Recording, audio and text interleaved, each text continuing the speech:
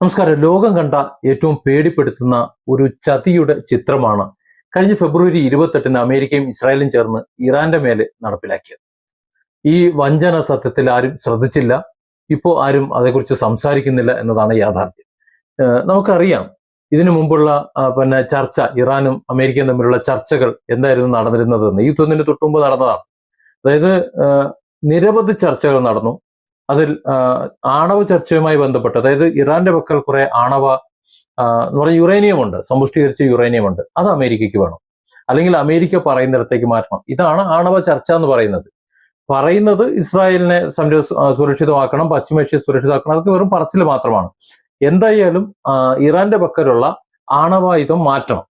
അത് മാറ്റാൻ വേണ്ടിയുള്ള ചർച്ചകൾ ഇറാനും അമേരിക്കയും തമ്മിൽ ചർച്ച നടക്കുന്നു. 3 ഘട്ട ചർച്ചകൾ നേരാവണ്ണം നടന്നു.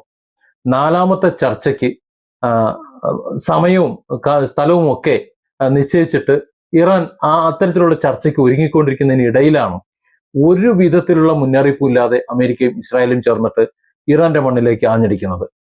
ഇറാൻ പക്ഷെ ആ ചതി പ്രതീക്ഷിച്ചില്ല. കാരണം യുദ്ധത്തിന് എപ്പോഴും ഇറാൻ തയ്യാറാണ്. കഴിഞ്ഞ ഇറാൻ യുദ്ധത്തിന് ശേഷം അമേരിക്കയും ഇസ്രായേലും ഏത് സമയവും ഇറാനെ ആക്രമിക്കുമെന്നുള്ളൊരു പ്രതീക്ഷ അവർക്കുണ്ട്. അതുകൊണ്ട് തന്നെ ഏത് അടിയന്തര സാഹചര്യത്തിലും ഇറാന് ഒരു തിരിച്ചടി, ആ തിരിച്ചടിക്ക് സാധ്യമാകുന്ന വിധത്തിലാണ് അവർ രാജ്യത്ത് നിലകൊണ്ടിരുന്നത്. എന്നാൽ ഈ സാഹചര്യം അതല്ലല്ലോ. ചർച്ചകൾ നടക്കുന്ന സമയം അത്തരത്തിൽ ലോക പോലീസായിട്ടുള്ള അമേരിക്ക, ലോക പോലീസ് എന്ന് പറയുമ്പോൾ മാന്യനായിരിക്കുമല്ലോ, അത്തരത്തിൽ മാന്യതയുടെ പരിവേഷം ഉണ്ടാകുമെന്ന് കരുതിയ അമേരിക്കൻ പ്രസിഡന്റ് ഡൊണാൾഡ് ട്രംപും ഇസ്രായേലും കൂടെ ചേർന്നിട്ട് ചതിക്കുകയാണ്. അതങ്ങനെ ഒരു ചതി ഉണ്ടായിരുന്നില്ല എന്നുണ്ടെങ്കിൽ ഇറാന്റെ പരമോന്നത നേതാവ് അയത്തുള്ള അലി ഖമേനി അടക്കം 40ഓളം ഉന്നതരെ ഒരേ സമയം വധിക്കാൻ ഈ ശത്രുക്കൾക്ക് സാധിക്കുമായിരുന്നില്ല എന്നുള്ളത് വസ്തുതയാണ്. കാരണം ഇത്തരം ഒരു ആക്രമണം ഇറാൻ എപ്പോഴും മുൻകൂട്ടി കണ്ടിരുന്നതാണ്.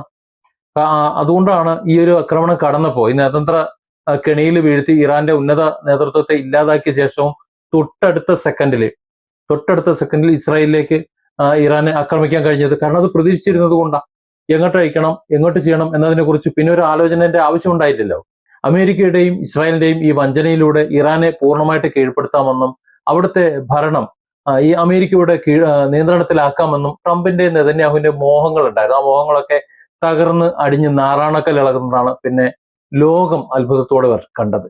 നമ്മൾ മനസ്സിലാക്കണം, ഇറാഖിൽ അമേരിക്ക കയറി അടിച്ചു കഴിഞ്ഞപ്പോ സദാം ഹുസൈൻ കൊല്ലപ്പെട്ട് കഴിഞ്ഞപ്പോ പിന്നെ അവിടുത്തെ ഭരണം അസ്ഥിരപ്പെട്ടു പോയി.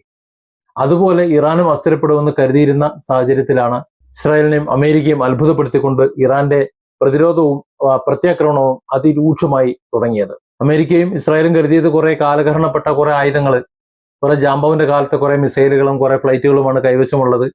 അതുകൊണ്ട് വളരെ പെട്ടെന്ന് കീഴ്പ്പെടുത്താൻ പറ്റും, 4 ദിവസം കൊണ്ട് കീഴ്പ്പെടുത്താൻ പറ്റും എന്നൊക്കെയാണ് കരുതിയത്. പക്ഷെ അങ്ങനെ ഇറാനെ വില കുറച്ച് കണ്ടവരെല്ലാം ഇറാന്റെ തിരിച്ചടിയിൽ ഞെട്ടിപ്പോയി. കാരണം ഇറാന്റെ പ്രത്യാക്രമണം എന്ന് പറഞ്ഞാൽ അത്രയ്ക്ക് ശക്തമായിരുന്നു. കേവലം 3 മാസം പിന്നിട്ടപ്പോ, അതായത് ജൂൺ 13, 14 തീയതികൾ ആയപ്പോഴേക്കും US പ്രസിഡന്റ് ഡൊണാൾഡ് ട്രംപിന് വെടിനിർത്തൽ കരാറിൽ ഒപ്പുവെക്കേണ്ടി വന്നു. ആ കരാർ എങ്ങനത്തെ കരാറാണെന്നതിന് മുമ്പ് നമ്മൾ ചർച്ച ചെയ്തിട്ടുള്ളതാണ്. ഗൾഫിലെ അമേരിക്കയുടെ താവളങ്ങൾ, സൈനിക താവളങ്ങളൊക്കെ അന്ന് കത്തി എരിയുകയായിരുന്നു. അവിടുത്തെ പട്ടാളക്കാരൊക്കെ വല്ലാത്തൊരു അവസ്ഥയിലായിരുന്നു. കുറെ എണ്ണം തീർന്നു, ബാക്കിയുള്ളത് ഒളിവിൽ പുറത്തിറങ്ങാൻ പറ്റാത്തൊരവസ്ഥയിലായിരുന്നു. അതേപോലെ തന്നെ ഇസ്രായേൽ നഗരങ്ങൾ തകർന്ന് തരിപ്പണമായിരുന്നു. എന്നാൽ ഈ വലിയ നഷ്ടങ്ങൾ അമേരിക്കയോ ഇസ്രായേലോ പുറത്തുവിട്ടിട്ടില്ല എന്നാണ് നമ്മൾ ചിന്തിക്കേണ്ടത്. ഇവിടെ പുറത്തു വന്നിട്ടുള്ള ചിത്രങ്ങളൊക്കെ തുടക്കകാലത്ത് ഇറാനിലെ ചിത്രങ്ങൾ മാത്രമാണ്. കാര്യം ഇറാനെ സംബന്ധിച്ചിടത്തോളം ഇറാന് ബങ്കറുകളോ അതുപോലുള്ള സംവിധാനങ്ങളോ വേണ്ടത്ര ഇല്ല. കാര്യം ഇസ്രായേലിനെ പോലെ ഭയമില്ല അവർക്ക്, മരണത്തെ ഭയമില്ലാത്തവരാണ്. അതുകൊണ്ട് വീണ് മരിക്കുന്നെങ്കിൽ മരിച്ചോട്ടെ എന്ന് കരുതുന്നവർക്ക് ബങ്കറിന്റെ ഇതൊന്നുമില്ല. മാത്രമല്ല, ഇറാൻ അയക്കുന്നത് മിസൈലുകളും അതുപോലെ ഡ്രോണുകളുമാണ്. അതേസമയം അമേരിക്കയും ഇസ്രായേലും ചെയ്യുന്ന അതല്ല. അവർ ബോംബർ വിമാനങ്ങളിൽ വന്ന് ബോംബിട്ട് പോകുകയാണ്. ആ ബോംബ് പുറമേ വലിയ നാശനഷ്ടങ്ങൾ ഉണ്ടാക്കും. അതിനേക്കാളും വളരെ ഭീകരമായിട്ടുള്ള നാശനഷ്ടങ്ങൾ ഇസ്രായേലിലുണ്ടായി. പക്ഷെ ഇസ്രായേൽ മാധ്യമങ്ങളോ അല്ലെങ്കിൽ അമേരിക്കൻ മാധ്യമങ്ങളോ പാശ്ചാത്യ മാധ്യമങ്ങളോ അന്ന് ഇസ്രായേൽ ഉണ്ടായിട്ടുള്ള വൻ നാശനഷ്ടങ്ങളെ പുറത്തുവിട്ടിരുന്നില്ല. അതുകൊണ്ട് അവിടെ ഒരു പ്രശ്നവുമില്ല എന്നൊരു തെറ്റിദ്ധാരണ സത്യത്തിൽ ഇപ്പോഴും നിലനിൽക്കുന്നുണ്ട്. എന്നാൽ ഇറാന്റെ പ്രഹരത്തിൽ അമേരിക്കൻ ഇസ്രായേൽ കേന്ദ്രങ്ങൾക്ക് അതിഭീകരമായ തകർച്ച നേരിട്ടു എന്നത് യഥാർത്ഥ വസ്തുതയാണ്. അങ്ങനെ സംഭവിച്ചിട്ടില്ലായിരുന്നുവെങ്കിൽ ഇസ്രായേലിനെ പോലും തള്ളിപ്പറഞ്ഞ് ഒരു വെടിനിർത്തൽ കരാറിന് അമേരിക്ക തയ്യാറാകില്ലായിരുന്നു എന്നുള്ള ഒരൊറ്റ കാര്യം നോക്കിയാൽ മതി. കാരണം പശ്ചിമേഷ്യയിലെമ്പാടും അമേരിക്കയ്ക്ക് താവളങ്ങളുണ്ട്, വിമാനത്താവളങ്ങളുണ്ട്, അല്ലെങ്കിൽ സൈനിക താവളങ്ങളുണ്ട്. ആ താവളങ്ങളൊക്കെ കത്തി എരിഞ്ഞത് കൊണ്ട് വേറൊരു നിവൃത്തിയില്ല, അമേരിക്ക വാരിക്കെട്ടി പോകേണ്ടി വരും പശ്ചിമേഷ്യയിൽ നിന്ന്. അത് ഭയന്നിട്ടാണ് അമേരിക്കയ്ക്ക് ഇറാൻ പറഞ്ഞ കരാറിൽ ഇറാന്റെ ഇഷ്ടപ്രകാരം ഒപ്പുവെക്കേണ്ടി വന്നത്. നോക്കൂ, ഇതിന് പുറമെ എന്താ സംഭവിച്ചത്? ഹോർമുസ് കടലിടുക്കിന്റെ സമ്പൂർണ്ണ നിയന്ത്രണം ഇറാൻ അങ്ങ് ഏറ്റെടുത്തു. ഒരു സ്വതന്ത്ര മേഖലയായി വർക്ക് ചെയ്തിരുന്ന സ്ഥലമാണ് ഈ ഹോർമുസ് എന്ന് പറയുന്നത്. ഇറാൻ അതിന്റെ നിയന്ത്രണം, ഹോർമുസിന്റെ നിയന്ത്രണം ഏറ്റെടുത്തോടെ ഈ ലോക വിപണിയിൽ എണ്ണവില കുതിച്ചങ്ങോട്ട് ഉയർന്നു. അന്താരാഷ്ട്ര കപ്പൽ ഗതാഗതത്തിന്റെ 30% അന്ന് തടസ്സപ്പെട്ടു. അതിന്റെ തിക്തഫലം നമുക്കും അറിയാം അല്ലെ. നമ്മൾ 12ാമത്തെ ദിവസം മുതൽ പാചകവാതകത്തിന്റെ പ്രശ്നങ്ങൾ തുടങ്ങിയതാ. ഇപ്പോഴും അതിന്റെ പ്രശ്നങ്ങൾ തീർന്നിട്ടില്ല. അതിന്റെ ആഘാതം ഇന്ത്യയിലടക്കം അതിശക്തമായി പ്രതിഫലിച്ചത്. അത് മാത്രമല്ല, ഓഹരി വിപണി ഇടിഞ്ഞ് കുത്തുവാളെടുത്തുപോയി. പണപ്പെരുപ്പവും ചില രാജ്യങ്ങളൊക്കെ എന്ത് ചെയ്യണമെന്ന് അറിയാത്തൊരവസ്ഥയിലെത്തി. അതായത് പശ്ചിമേഷ്യയെ ഒന്നാകെ നിശ്ചലമാക്കിയിട്ടുള്ള ഈ പ്രതിസന്ധി ജൂണിൽ ഒത്തുതീർപ്പാക്കാൻ കാരണം അത് ലോക വ്യാപകമായിട്ട് പ്രത്യാഘാതങ്ങൾ ഉണ്ടാകുന്നു, അത് അമേരിക്കയിലടക്കം പ്രത്യാഘാതങ്ങൾ ഉണ്ടാകുന്നു എന്നതുകൊണ്ട് തന്നെയാണ്, ഒരു സംശയമില്ല. ആ ഒത്തുതീർപ്പ് പൂർണ്ണമായിട്ടും ഇറാന്റെ ആവശ്യങ്ങൾ മുൻനിർത്തിയുള്ളതായിരുന്നു എന്ന് നമ്മൾ ഇതിനു മുമ്പ് പല വീഡിയോകളിൽ സംസാരിച്ചിട്ടുള്ളതാണ്. ഹോർമുസിലെ ഇറാന്റെ മേധാവിത്വം അംഗീകരിക്കുന്നു. പിന്നെ അവരുടെ മേലുള്ള രാജ്യാന്തര ഉപരോധങ്ങളൊക്കെ നീക്കി വലിയ വാണിജ്യ ആനുകൂല്യങ്ങൾ നൽകുന്നു. അതിനൊക്കെ അമേരിക്ക തയ്യാറാകുന്നു. ഈ ഉറപ്പുകളുടെ ഒക്കെ പശ്ചാത്തലത്തിലാണ് ഇറാൻ ഹോർമുസ് കടലിടുക്ക് തുറന്നു കൊടുത്തത് ഇപ്പോൾ ഈ അവസാനത്തെ കരാറിന് ശേഷം. എന്നാൽ ഇറാന്റെ കടുത്ത നിയന്ത്രണം കൊണ്ട് അവിടെ പോകാൻ കഴിയാതെ കുടുങ്ങിക്കിടന്ന കപ്പലുകളിൽ പകുതിയിലധികം കപ്പലുകൾ സുരക്ഷിതമായി കടന്നുപോയ ഉടൻ തന്നെ ട്രംപ് നിലപാട് മാറ്റിയതാണ് ഈ കഴിഞ്ഞ ദിവസം നമ്മൾ കണ്ടത്. അതായത് ചതിയിലൂടെ വീണ്ടും ആക്രമണം നടത്താണ്. അതായത് അമേരിക്കൻ പ്രസിഡന്റ് ഡൊണാൾഡ് ട്രംപിനും ഇസ്രായേലിനും ചതിക്കാനല്ലാതെ മര്യാദയ്ക്ക് ഒരു കാര്യം അറിയില്ല എന്നുള്ളതാണ്. ഇതിനെതിരെയുള്ള ശക്തമായ പ്രതിരോധമാണ് ഇപ്പോൾ ഇറാൻ തീർത്തുകൊണ്ടിരിക്കുന്നത്. കഴിഞ്ഞ 48 മണിക്കൂറിനുള്ളിൽ ബഹ്റൈനിലെയും അതുപോലെ ഖത്തറിലെയും ഒക്കെ അമേരിക്കയുടെ സൈനിക കേന്ദ്രങ്ങൾക്ക് നേരെ ഇറാൻ വലിയ, അതായത് ഭീകരമായിട്ടുള്ള ആക്രമണങ്ങൾ നടത്തിയെന്നാണ് പുറത്തു വരുന്ന വിവരങ്ങൾ.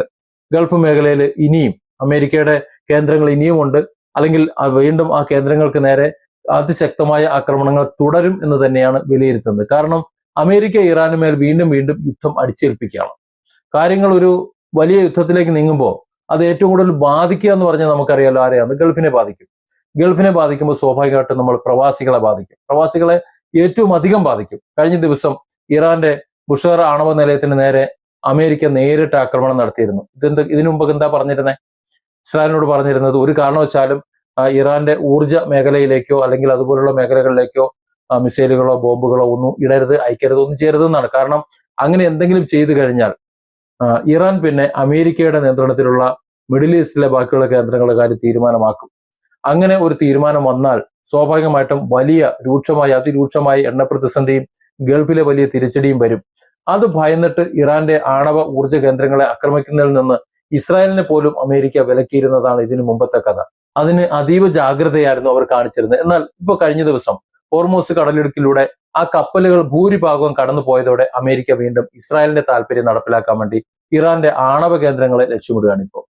അതിന് തത്തുല്യമായിട്ടുള്ള ഒരു പ്രത്യാഘാതം ഗൾഫ് മേഖലയിൽ ഉണ്ടാവുമ്പോൾ പഴയ സൗഹൃദങ്ങളെല്ലാം മറന്ന് അവിടുത്തെ എണ്ണപ്പാടങ്ങൾക്കും നഗരങ്ങൾക്കും നേരെ ഇറാൻ തിരിയുമോ എന്നൊരു ഭീതിയാണ് ഇപ്പോൾ പശ്ചിമേഷ്യയിലെങ്ങും. നിലവിൽ ഖത്തർ, ബഹ്റൈൻ തുടങ്ങിയ രാജ്യങ്ങളിലെ അമേരിക്കൻ താവളങ്ങളാണ് ഇറാൻ കത്തിച്ചുകൊണ്ടിരിക്കുന്നത്. സൗദിയെയും UAE ഒക്കെ അവർ തൽക്കാലം ഒഴിവാക്കി വെച്ചേക്കാണ്. എങ്കിലും ഇനി വരാൻ പോകുന്ന ഇറാന്റെ ആക്രമണങ്ങൾ മലയാളി പ്രവാസികളെ കടുത്ത ദുരിതത്തിലാക്കും എന്ന കാര്യത്തിൽ ഒരു സംശയം വേണ്ട. ആയത്തുല്ലാ അലി ഖംനയുടെ സംസ്കാര ചടങ്ങുകൾ കഴിയുന്നത് വരെ ഇറാൻ കടുത്ത മൗനം അല്ലെങ്കിൽ സംയമനം പാലിക്കും എന്നൊക്കെയാണ് നമ്മൾ കരുതിയിരുന്നത്. പക്ഷേ ജനകോടികൾ പങ്കെടുത്ത ആ ചടങ്ങുകൾ പൂർത്തിയായതോടെ പ്രതികാര ബുദ്ധിയോടെയാണ് ഇറാന്റെ ഭരണകൂടവും ജനങ്ങളും ഇപ്പോൾ മുന്നോട്ട് പോകുന്നത്.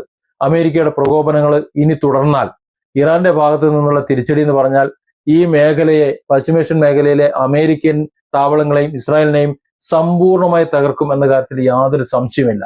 യുദ്ധം 5 മാസം പിന്നിടുമ്പോൾ ഇനി വരാൻ പോകുന്ന വേനലവധിക്കാലം പ്രവാസികൾക്ക് ഏറെ നിർണായകമാണ് എന്ന് മനസ്സിലാക്കണം. അമേരിക്കയിലെ, യൂറോപ്പിലെ, ഗൾഫിൽ ഒക്കെ ജൂൺ ജൂലൈ മാസങ്ങളോടെ സ്കൂൾ അവധി ആരംഭിക്കുകയാണ്.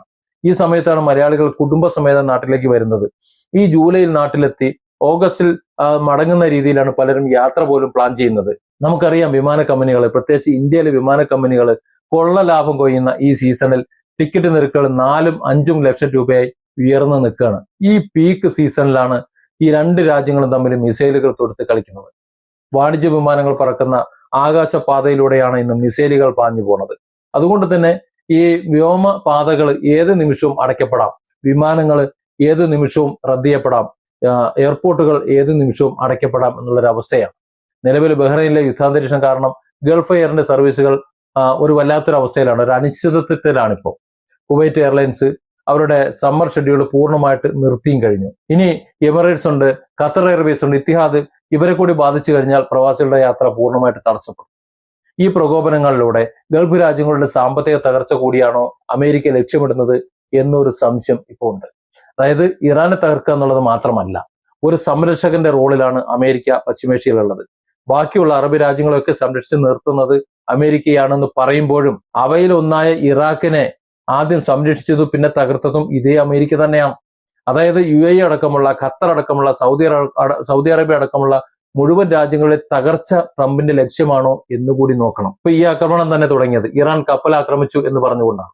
സത്യത്തിൽ ഇറാൻ അങ്ങനെ എന്തെങ്കിലും ചെയ്തിട്ടുണ്ടെങ്കിൽ അത് ഇറാനിൽ എന്തെങ്കിലും സംഭവിച്ചാൽ കൂടി, ഇപ്പൊ ഇറാന്റെ പരമോന്നത നേതാവ് ആയത്തുള്ള ഖമേനി കൊല്ലപ്പെട്ടു എന്ന് ആദ്യം പറഞ്ഞത് ഇറാനാണ്.